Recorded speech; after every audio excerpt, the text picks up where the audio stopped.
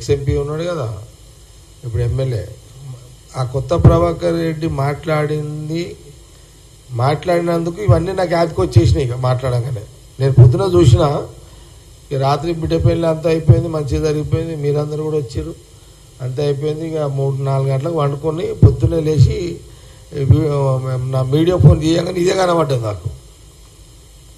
ఈ ప్రభాకర్ రెడ్డి వీడియో చూసిన. ఏదో నేను మొన్న ఏదో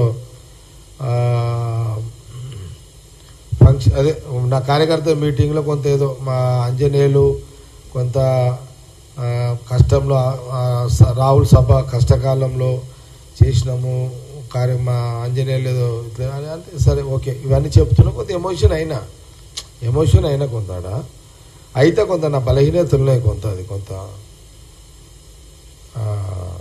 ఆ బలహీనతలున్నాయి నాకు కొంత. అట్లా ఎమోషన్ అయినా దాన్ని బేస్ చేసుకొని అతను ఏదో మాట్లాడి నేను కార్యకర్తల మీటింగ్లో. అయినా కొత్త ప్రభాకర్ రెడ్డి, నువ్వు నా క్యారెక్టర్ నువ్వు అంచనా వేయలేవా నువ్వు?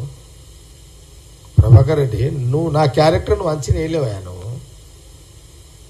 నేను పుట్టిన నా జీవితము నా లెక్కల నువ్వెక్కడనే, నీతోటి ఏమవుతుంది అదంతా?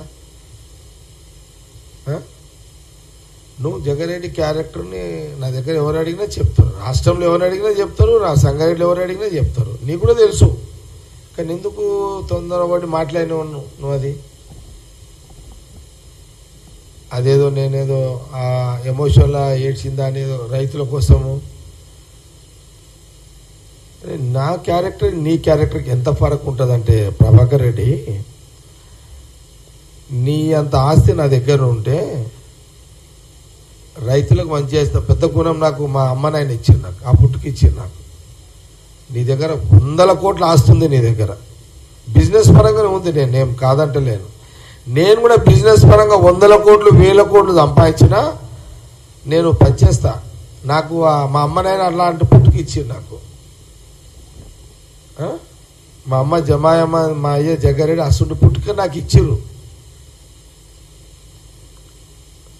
రేపు గఫలత్లో రేపు నా టైం బాగుంటే బిజినెస్ పరంగా 1000 కోట్లు సంపాదించినా మళ్ళీ అది పనిచేస్తా.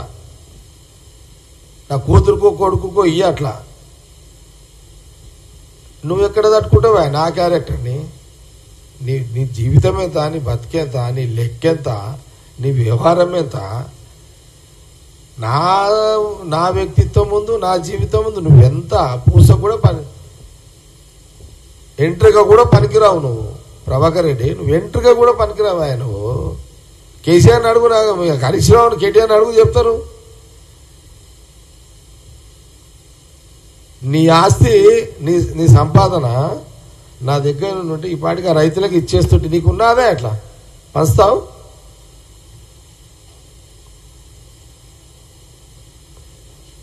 వెయ్యి కోట్లు నా దగ్గర ఉంటే పొద్దున స్టార్ట్ చేస్తే కొన్ని గంటలలో ఒడగొడతాను నేనైతే. నీకు పంచనీకు ఎట్లా పంచాలో కూడా నీకు తెలియదు, పైసలు ఎట్లా పంచాలో కూడా నీకు తెలియదు నాయన. నీకు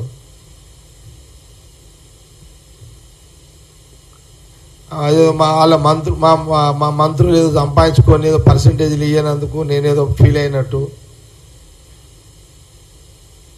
నేనే ఎంతో మందికి చేస్తారా నాయన, నువ్వేంది?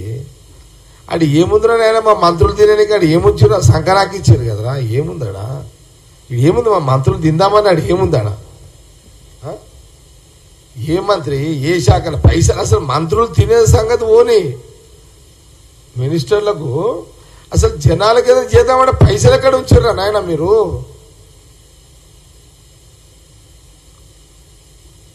జనాలకు ఏదైనా సర్వీస్ చేద్దాము మా మినిస్టర్లు, ఎంటైర్ క్యాబినెట్ మినిస్టర్లు సీఎంతో సహా ముఖ్యమంత్రి రేవంత్ రెడ్డి గారు నేను మొన్న కూడా చెప్తే కదా, ఏం చేయాలో ఈ అమ్మ నాశం పట్టి చీరిపోయారు అనేది రేవంత్ రెడ్డి కానీ తర్వాత మా మినిస్టర్స్ కానీ జనంలో పోతే ఏమన్నా ఇద్దామంటే పైసలు లేవాడా? నాశనం చేశారు కదరా నాయన, రాష్ట్ర ఖజానాన్ని నాశనం చేశారు. ఎక్కడ వదిలిరా నాయన మీరు, ఎక్కడ వదిలిరా నాయన?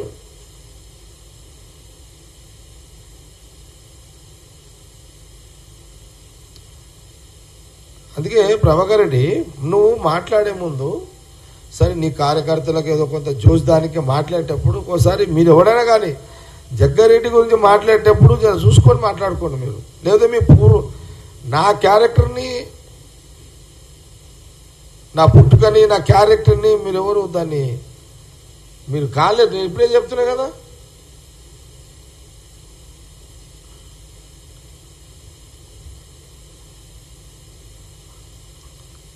ఈ కాంగ్రెస్ పార్టీ అచ్చా నేనేమంటున్నా ఇంకోటి అదే అంటున్నా. ఇప్పుడు మా మినిస్టర్ల గురించి మీరు మాట్లాడారు.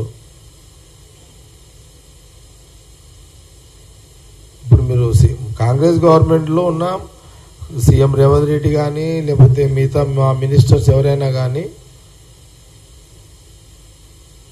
పబ్లిక్లో పోయి వాళ్ళు నడితే చేద్దామంటే ఇక్కడ రూపాయి ఉంచకుండా నాశనం పట్టించిపోయారు మీరు. ప్రజలు రాహుల్ గాంధీ గారి నాయకత్వంలో రేవంత్ రెడ్డి ఆ పిసిసి ప్రెసిడెంట్ కష్టపడ్డాడు, మంత్రులు కష్టపడ్డారు, మేమందరం కష్టపడ్డాం, నెత్తుకొచ్చి చేసినాం. ప్రజలు ఆశీర్వదించారు, గవర్నమెంట్ వచ్చిన కాడి నుంచి వీలైనంత వరకు రాహుల్ గాంధీ గారు చెప్పిన మాటలన్నీ అన్నీ చేసుకుంటూ పోతూనే ఉన్నాం. తెలంగాణ ప్రజలు కూడా గమనించండి ఇదంతా కూడా. ఇక పాయింట్ ఏంటంటే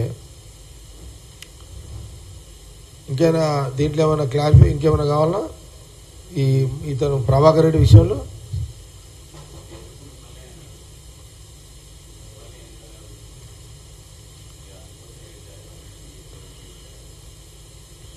అదే కమిషన్లు నాకు ఇస్తే లేదని ఏడ్చినా అని అతను అంటాడు. నేను అందుకే అన్న ఈ మాట అన్నా నేను. జగ్గారెడ్డి క్యారెక్టర్ని జగ్గారెడ్డి అందుకే అంటున్నా కదా. నా ప్రాబ్లం ఏంటంటే మళ్ళీ ఏడుపు వస్తే మళ్ళీ ఒక కథ నాకు ఉత్తగానే వస్తుంది ఈ మధ్యలో. ఎందుకో మళ్ళీ అంటే రియల్గానే నాకు కొంత ఇబ్బంది అనిపిస్తుంది. ఎవరైనా కొంత ప్రాబ్లం చెప్తే అది నాకు కూడా నేను వాళ్ళకంటే ముందు నేను ఏడుస్తున్నాను. నా సమస్య కొత్త సమస్య స్టార్ట్ అయింది ఇప్పుడంతా. ఇక ప్రభాకర్ రెడ్డికి ఇవన్నీ తెలివే కదా. ప్రభాకర్ రెడ్డికి ఏం తెలుసు? నేనేమో గరీబుల సుట్లో నేను తిరుగుతా, నా సుట్టంతా వాళ్ళే ఉంటారా. నా పక్కకి బిల్డింగ్లోనే నా వెంబడే పెద్ద పెద్ద బిజినెస్ చేసేవాడు ఎవడు ఉంటాడు కదా. నా వెంబడి ఉంటూ ఎవరు ఆ క్యాన్సర్ పేషెంట్ వచ్చిన వాళ్ళు వస్తుంటారు నా దగ్గరికి. నా దగ్గర ప్రతి పేషెంట్లు వస్తుంటారు నా దగ్గర కాన్షియన్స్లో. నా ప్రాబ్లం అదే.